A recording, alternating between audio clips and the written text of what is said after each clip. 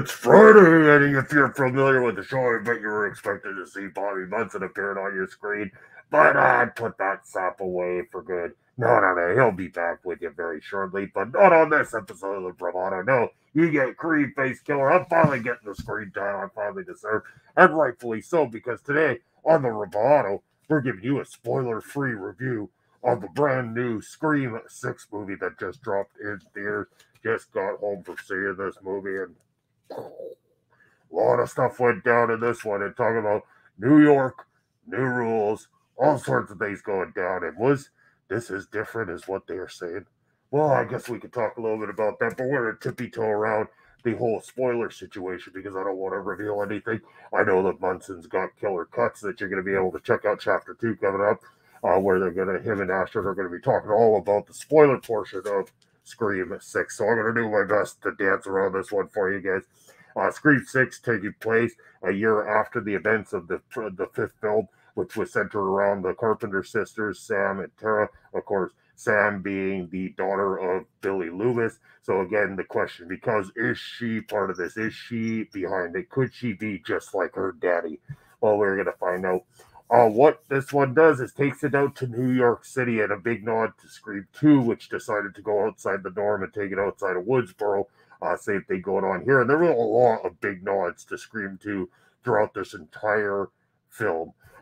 Did this one go bigger and badder? Yes, of course it did. A lot more blood, a lot more gore, a lot more violence, and longer runtime too. This movie over 2 hours, and it definitely doesn't feel like it's over 2 hours.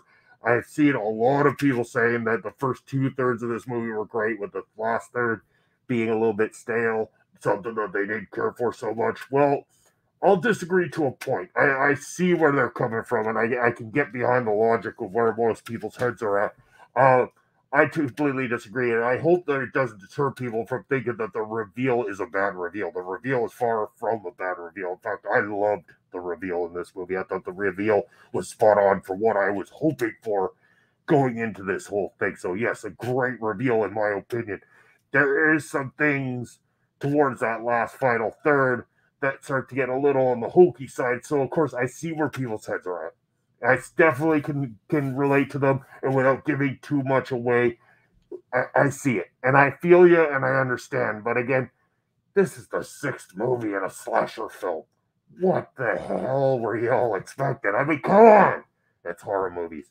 Be a little bit more understanding. That you got to throw some logic out the door to a degree. I mean, we've seen these movies before. People get messed up really bad. That's what happens. Some of them survive, some of them don't. That's the logic behind your typical slasher film. And those rules still apply in Scream 6. But there is a ton of Easter eggs sitting throughout this, nods to the previous films, all sorts of things that you can catch going into this one. And yeah, it is worth every bit of your time to invest in this whole thing. Is it different? Yes. It definitely is different, especially different than the past couple of installments for sure. So it definitely has that going for it. It is all sorts of violent, all sorts of fun, everything you would expect from a slasher flick. So of course, it's a good time at the theater. Once again, you got the returning core 4, consisting of Tara and Sam Carpenter, respectively played by Jenna Ortega and Melissa Barrera. And then you've got, of course, the Meeks-Martins twins that came back. They're, of course, the niece and nephew of Randy Meeks, who passed away in the second one.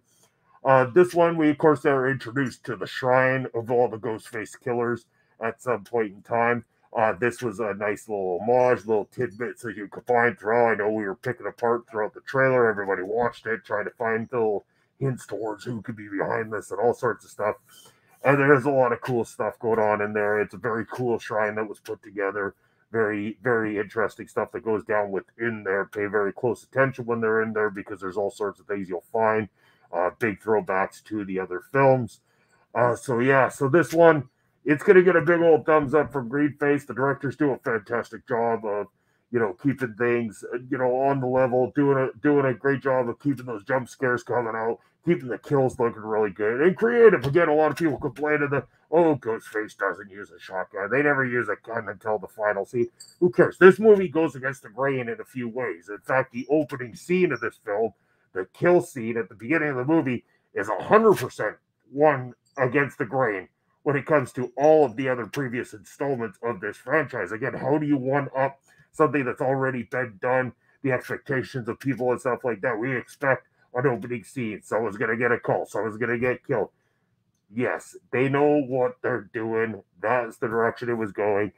And that's the direction it went. And then it pulls a big old twist on you right in the opening scene of the film. So again, mind blown within that. Great touch to that, and a great nod to the directors for the work that they do. Great script, well put together. Gotta say, thumbs up. Check out Scream 6. And again, also check out the new awesome show, Killer Cuts, right here on our local establishment.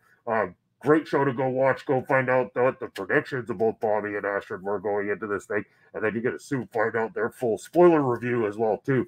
But again, I gotta say it because that's how this show ends. Have you seen it? Have you not? Let us know in the comment section below what you thought of the new installment in the Scream franchise. And while you're there, go ahead, give a like, a follow, a subscribe, and all those good things that you could do right here on YouTube, on Twitch, or any of the social media of our local establishment. I've been the Greenface Killer, back by popular demand as always, and I'll hopefully get to do more of this coming up soon. See ya, kitties.